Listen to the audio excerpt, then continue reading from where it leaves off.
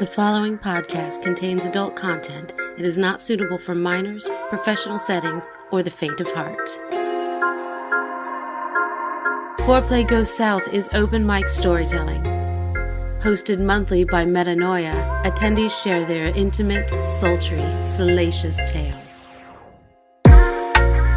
The stories you're about to hear are recorded live at Petra's in the historic Plaza Midwood, Charlotte, North Carolina. But first, I've got a guest in the studio to talk about the Flamingo Review's upcoming Ides of March performance. Hi, I am Delilah Disco of the Flamingo Review burlesque troupe here in Charlotte. If you come to the show, bring a sheet, make it into a toga. We're doing an Animal Farm toga party. We are going to have 3 MCs for this show. We have a couple of stage debuts happening. We've got one performer coming out of retirement for this show. It's going to be a big old toga party. Someone might go home with a stuffed flamingo. Who knows? We're just a group of dancers and friends that like to hang out and, take our clothes off in front of each other and then in front of audience members. Well, I know I'm looking forward to going. The Ides of March show will be at the Visualite on March 26th. If you're interested in going, visit flamingoreview.com for more information. You can also come to Petra's on March 15th because I'll be giving away a pair of tickets to the show at my Foreplay Goes South live event. For more details, check out any of my socials. Now, on to the storytelling. Up first, Ms. Delilah Disco delights us during last month's live event.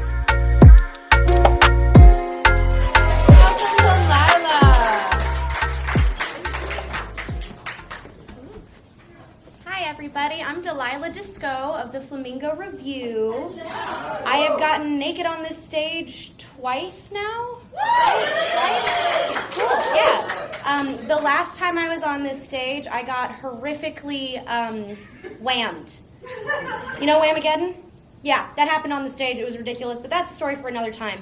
In my free time, well, not in my free time, but for work, I am a cam girl. I've been doing that for 2 years, almost on the dot. My camiversary was February 6th. Woohoo! It's really hard, guys. Internet perverts are mean. Sometimes they're really nice. However, I had a tip option on my cam show. I'm sorry, I have to get naked on the stage or else I feel wrong. So I have a tip option during my cam shows where it's like 15 tokens and I tell a hoe story. And I was like, wow, this night's perfect for that. So I'm going to tell you everybody's favorite hoe story, which is the time I gave a blowjob to someone in the bathroom at the pool at a resort at the happiest place on earth. So it was the week of Friday the 13th in September of 2019. I was going through Animal Kingdom with my mom, my younger sibling, and my now husband, who's sitting right over there, by the way. Wave, honey. There he is. He's embarrassed because I don't bring him out a lot. So we were in the Animal Kingdom, and we were walking through. We were going to Dino Land. I don't know if you guys know what Dino Land is, but it's super kitschy. It's like a tourist spot that they created in Disney World. It feels like a shitty state fair, but it's like Disney World quality. So we're walking through, and right before we come upon the kid dance party that's being led by a DJ. That was a super weird story too. But right before then, we're walking through, and I see this trio of hot boys. They're very obviously all related, and I have a problem where I will be attracted to a person, and then we do stuff / have a relationship, or all of the above, and then we break up, and then I'm like, ooh, your sibling looks cute. I'm bisexual, so that's a super big problem that I have. So I was like, you know what? No, I'm going to pick one. Delilah, just pick one. Pick one. So I was like, I'm going to go for the middle one. But, we were just walking by, so there was no, picking. And it was Disney World, so there was no way in hell that I was ever going to see these people again, right? Wrong. Because later that night, I was like, wow, I'm really sore. I've been walking all day. I'm going to go to the hot tub at our resort. So I did. I went down to the hot tub. Got there, sat down, looked over, and was like, wow, there's that trio of hot boys I saw earlier. And then I saw the one that I, picked, that I called dibs on for myself, because who calls dibs for themselves? Who does that? So I go up to him and I just start flirting with him in front of God, everybody, my husband, my sibling. Everyone sees that I'm a big slut, but that's okay. I like it. It works for me. So I start talking to him. We start chatting. He's like, hey, I'm going to go smoke a cigarette. Do you want to come with me? I'm like, I don't smoke cigarettes, but, I'll come with you. Why not? And so we start talking. We exchange numbers because we were vibing really well. And then we split away. And, we talked basically the whole week because we were staying at the same hotel for the same amount of time. We were leaving on the same day. So I was like, okay, well, we can try to, hook up at some point. I don't know where. I don't know how. You're here with your 3 brothers. I'm here with my literal husband and my sibling and my mom. So, I don't know where we're going to do this. So a few days go by. The Mickey's Very Scary Halloween party happened. We bought tickets for it, but I ended up not going because I got a text from a hot boy. So I was like, peace out, Mom. Have fun at the party. I brought, a Tigger onesie and everything. I was going to wear it, and I was like, no, bye, Mom. Have a good time. So I meet him down at the hot tub, and we start making out. He starts to try to finger me, but, it's Shark Week, so, I wasn't really down to have anything done to me, but, your girl likes sucking dick, which is weird when you're a solo cam girl. So I was like, I don't want to do anything out here, but, we could probably, go to the bathroom. We can put locks on, so we go into the women's bathroom, and there just happens to be a lockable shower. So we go into the shower room and we do everything but fuck in the shower room for 2.5 hours. This man's dick. Okay, so this man's dick was about this long and about this big around. First of all, impressive thing, I got the whole damn thing in my mouth. But also, this man had the smallest balls I've ever seen. And it wasn't just in comparison to his giant dick. They were just, I could get both of them in my mouth at the same time. And there's nothing wrong with that. It was just a little shocking to see, It was but he was beautiful and wonderful. He's an artist. He worked at a coffee shop. He lived in Louisiana. We still talk. We still talked on a regular basis, but now he has a hot goth girlfriend, so he's completely forgotten about me. But that's okay, because I still have the memory of the time I blew a guy in Disney World in the bathroom without getting caught at all, and I have not been banned from Disney World. So.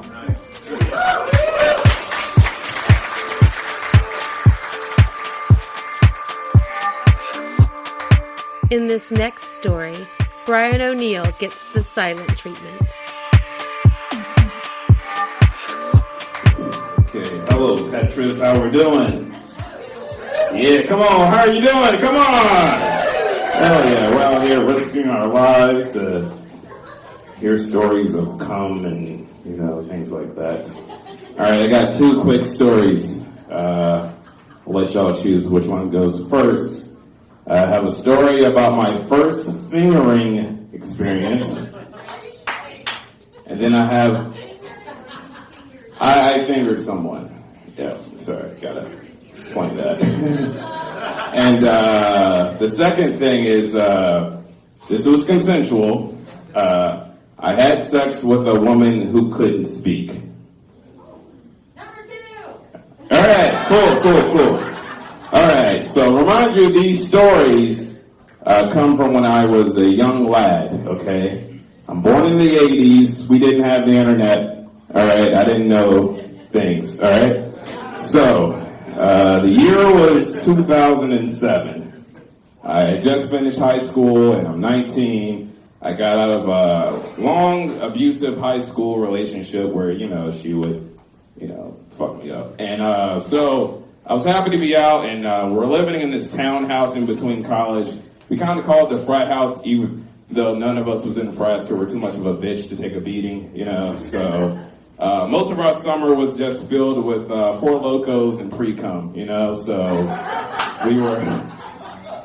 we were just really getting after it. And we're throwing parties, we're having a good time. And mind you, I'm a drunk piece of shit. I'm 19, I don't know my body, I don't know my limits, so I'm getting drunk. And apparently I got this girl's number the night before, because it's the night after, we're all hanging out, and I'm getting that, you get those 4 text messages like, hey, 4 of these to 40 people or you'll die in a fucking car accident. It was 2007, we just got cell phones, I don't know. And so, I'm like, who the fuck number is this?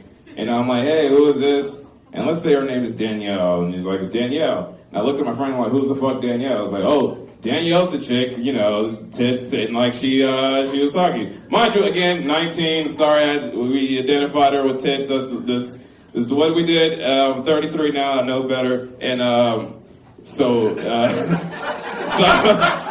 was like, oh shit, the girl with the tits, I don't remember. He was like, the girl with the tits, and I'm like, I don't know. And then I'm like, hey, do you have tits? And I didn't say that. I was like, what were you wearing? Still what she was wearing? I was like, what's that? He was like, yeah, that was a chick with the tits.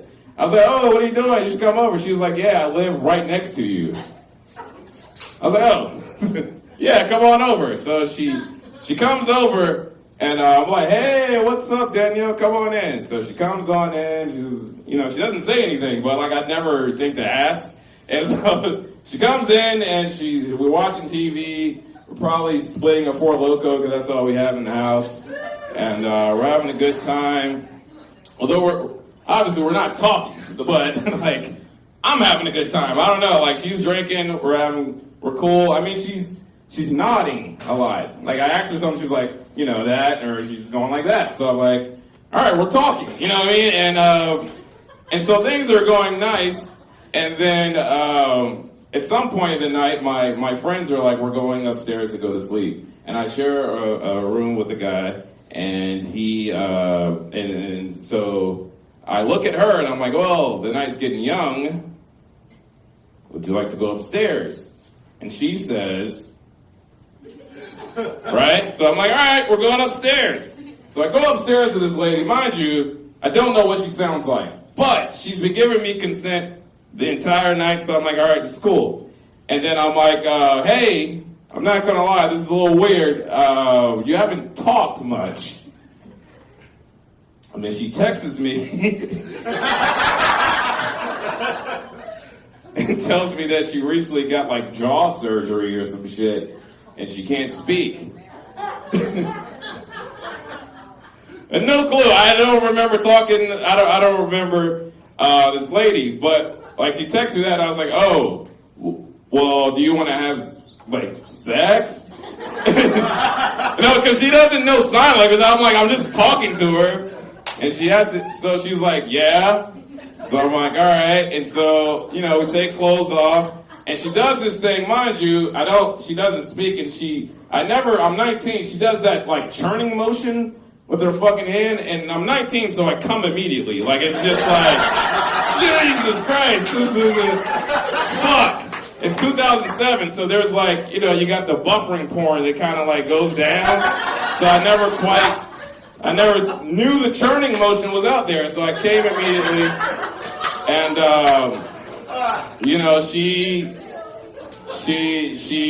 she waited out for a few minutes, and then she got me back up, and then put a condom on, had sex. Didn't realize my friend was asleep in the room. Yeah, we were both sleeping on air mattress. I was 19, it's 2007. And so as she left, I saw her home. I was like, hey, take care of the jaw, take some penicillin. I'll see you later. And then I walk upstairs, and then apparently everybody in the fucking house came alive, and I was like, you fucked a chick that can't talk, that's crazy.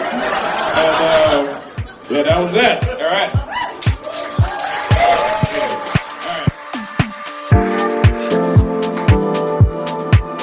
Our next storyteller chases fantasies through Key West.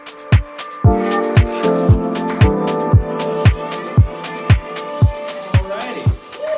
So, it is 2014, and I'm going to spring break for my first time ever. Never done spring break. Not like that, like college spring break. On the Girls Gone Wild infomercials, you'd stay up before porn was a thing. And so, like, it's spring break, it's me, it's 3 other friends, and we're going down to Key West, and, like, Key West, it's crazy, it's supposed to be, like, I'm getting laid on spring break, it's going to happen, of course, that's sort of, like, what's in my head. Honestly, they were trying to have fun or something, that was my mission, was to get laid in a beach town or whatever during spring break. So, day 1, okay, we get there, we're out on the beach, and we meet a couple girls, we start talking them up, and they're, like, really flirting with us, and things are going super well. Like, I kissed one of them, and like, eventually I'm like, hey, come on down to the hostel, okay, and we'll have a good time or something. We'll have drinks or dance, I don't know, whatever I told them. Okay, so they come over to this place, and it's a nice place. Whenever I say hostel, I think of the movie Hostel, like a murdery kind of thing. It's nothing like that at all. Right.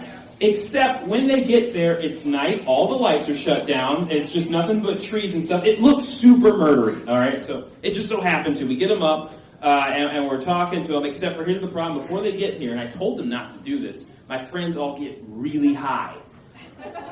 Like, guys, don't get really high, you're going to get sleepy, and then they're going to show up and you're going to be really tired. Like, no, it's fine. So they got really high, and then they got sleepy, and then when they showed up, everyone's super duper tired, okay? So it is me with this energy trying to make something happen here, and 3 other dudes who could not give a shit. Okay, so like we're playing Circle of Death. It never goes the way I want it to go. It never leads to a hookup for me. I don't know if anyone else had a different experience. We make them some drinks. It's really boring for about half an hour, and then they leave. They brought duffel bags. Okay, they planned on staying the night. They leave. Strike 1. Okay, don't worry, guys. There's some twists and turns coming, right? So now I'm pissed at these guys. Right? I'm like, fuck it. We go out to a bar or something, and they're going to drink liquor slushies. I don't care. I go to some different bar, and I dance out my feelings like Kevin Bacon. Just going at it. And then a girl walks up to me, and she goes, "Who are you?" I'm like, "Oh." And so we step outside. We start talking. We're chatting. There's tension here. There's flirty energy. I'm like, "So what do you like?" I kind of like it when a guy just like puts his hand around my neck kind of firmly, and I'm like, "Oh, you mean like this?" Like, yeah. Like, all right, here we go. So what I've heard of, there's this clothing optional rooftop bar right across the street. Logical next step, get her over there. And she's like, yeah, dude, I'd totally be down. Let me just get my friend, she's drunk somewhere, I'll bring her up, and I don't want to leave her alone. You go ahead without me. I'm like, okay, cool. I never see this woman again. Never again. Strike 2. All right, so I'm at the rooftop bar. In my head, I'm imagining people my age, just the hottest women imaginable, naked and frolicking. A lot of old people. A lot of elderly people with their tits hanging out. That's pretty much what was there. Like, all right. But not all. Okay, so I'm dancing. I see there's some lady and she's making out with this couple. I'm like, okay, that's kind of cool. I go to my Kevin Bacon again. I'm dancing, and this Australian lady comes up to me, and she's like, let me preface this. My only experience with the Australian accent is Steve Irwin and the Crocodile Hunter. So this was a woman. She was kind of petite, but I can't do that voice. She goes, hello. We start talking, we start dancing, and we get to making out, and it's like, all right, yeah. It's like, hey, I saw you with that couple over there. It's like, oh yeah, I've got her. She's working on a threesome with them, but now we're kind of hooking up and we're figuring, and then we all sort of merge. Okay, so now she's making out with this guy, I'm making out with his wife, I guess, and we're in this 4-way hug make-out thing. I don't know if there's a term for it, but things are going pretty well, and it's looking like this is going to go where it seems it's going to go. So she brings me over. She has like a little, she knows that I've not been in this situation before. She was wise. She could just tell. And she pulls me over. She goes, all right, mate. If this is going to work, you two need to be able to touch each other. I'm like, okay. Like, I don't want anything up my butt. So, nah, nothing like that. But you're going to be able to touch each other, You're going to be in the same bed. I was like, okay, yeah, I can do that. Okay, so she goes, I think about this, it's probably the corniest moment of the entire night, right? So she goes and talks to the lady and the guy. This guy's like 50-something. I'm 21. Guy's at the bar. I'm like, so I get at the bar. I'm like, hey. He's like, hey. He goes, so what's your name? He goes, Frank. I was like, oh, hey, Frank. Brian, I shake his hand. I don't know why, I just felt appropriate to shake this man who could be my father's hand. I don't know. Right. So it looks like we're about to head to their place. It's not far away, but Australian chick, she wants a couple more shots. Like, I can do that. So I go to the bar, I order a couple shots of Fireball. I don't know why she wants it. I get them, I look over, they are gone. They are nowhere to be seen. And I am panicking. This is the closest I've come to a panic attack ever. I'm like, no, we can't get this close. So I take both shots. I rush down the stairs, like my life's flashing before my eyes, and there they are. There they are at the base of the stairs. Okay, I think about that moment sometimes still. This was 8 years ago. I still wake up in a sweat thinking about when I could not find them.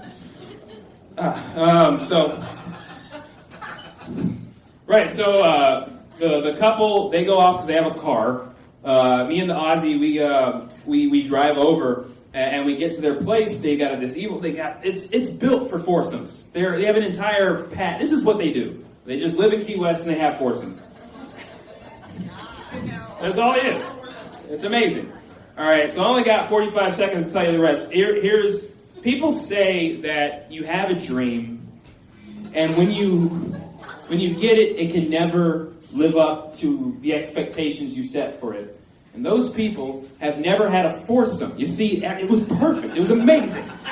It was the most fantastic. I'm fucking her. She's fucking her. I'm like that. First off, what was it? Scissoring? That's real. That's a real thing. People will tell you it's fake. It's not.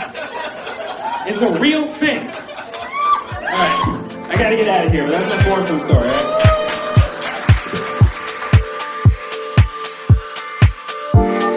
In this last story, one of the Flamingo Review performers discusses pitfalls of pet ownership.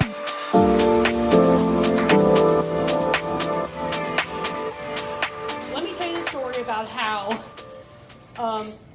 my pets have conspired to ruin my sex life. So, this is probably about 10 or 12 years ago.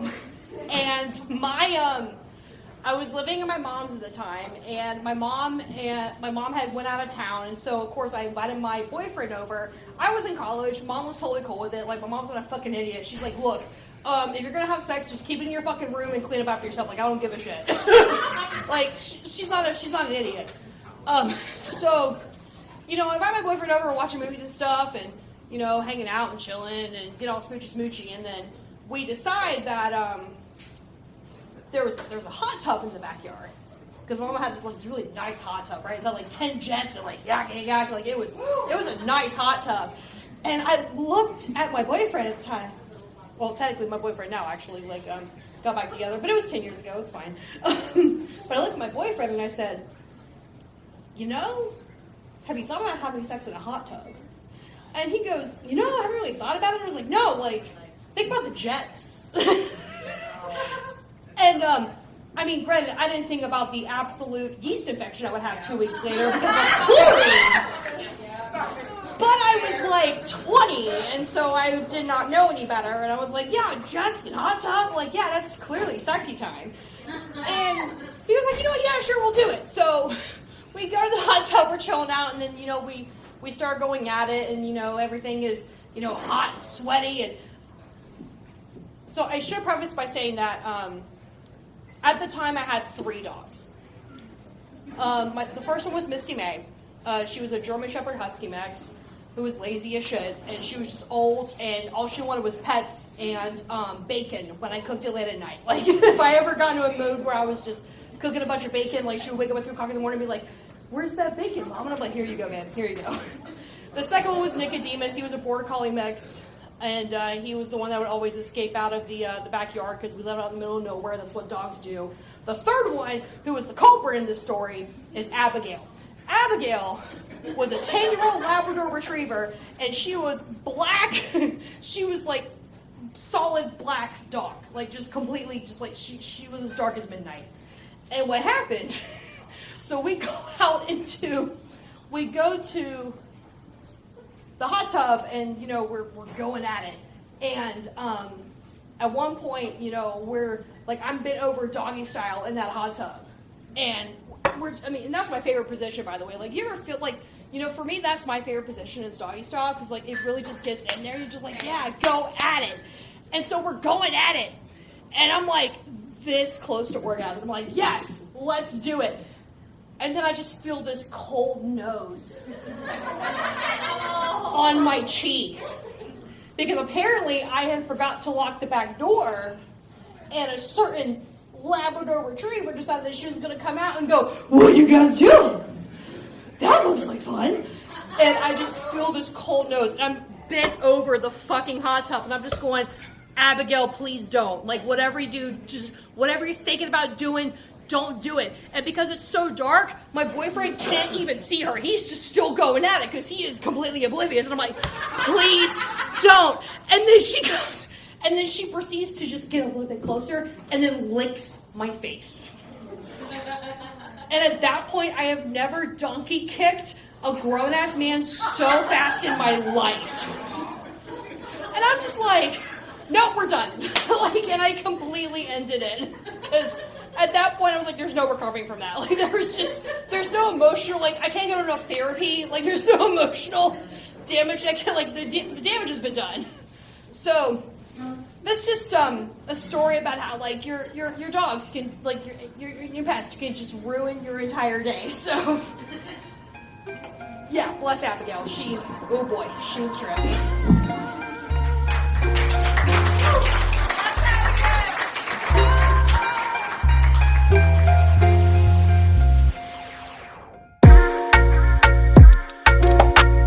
Well, that's it for this episode. Come to Petra's on March 15th for our next live event. You could win a pair of tickets to the Ides of March burlesque event on March 26th. Hopefully I'll see you there. This episode of Foreplay Goes South podcast was recorded and produced by event host and podcast creator Metanoia. These stories are recorded live every third Tuesday of the month at Petra's in Charlotte, North Carolina. For more information about Foreplay Goes South, follow us at Foreplay GS on Facebook, FetLife, Instagram, and Twitter.